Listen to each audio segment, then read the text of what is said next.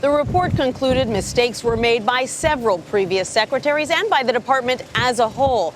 An aide traveling with Clinton here in California, Elaine, couldn't explain why Clinton didn't cooperate with a probe conducted by the agency she herself ran for 4 years.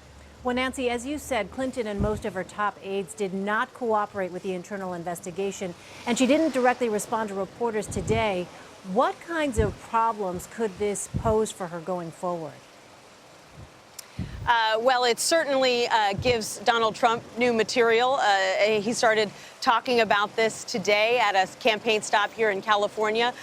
But it also raises questions about these assurances that she has made time and time again that she is going to cooperate with investigations. She has been speaking specifically about the FBI probe, but there are several other probes going on as well on Capitol Hill by the State Department, obviously, and there are several lawsuits. So clearly, Clinton is picking and choosing how she's going to participate. And one of her aides said today that, after all, she did sit before the Benghazi committee for 11 hours. So they're arguing that she has done her part.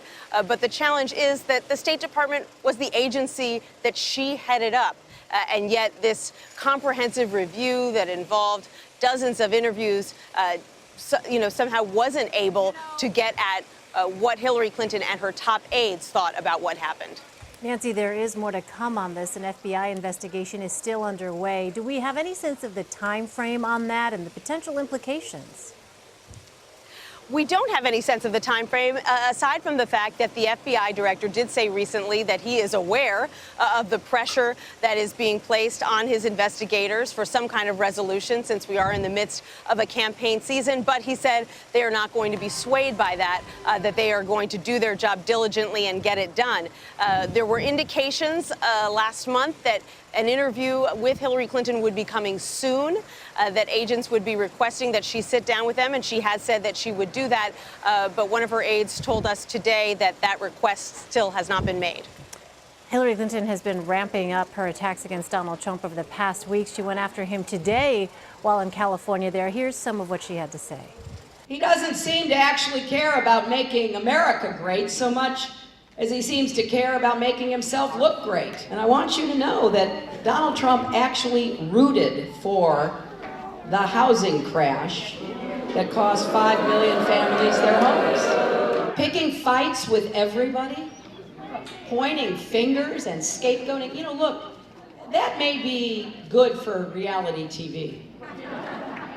But when you are the President of the United States, you don't say to heads of government, in fact, you don't even say to senators and members of Congress, you're fired. I see a lot of evidence that Donald Trump is a divider, not a uniter.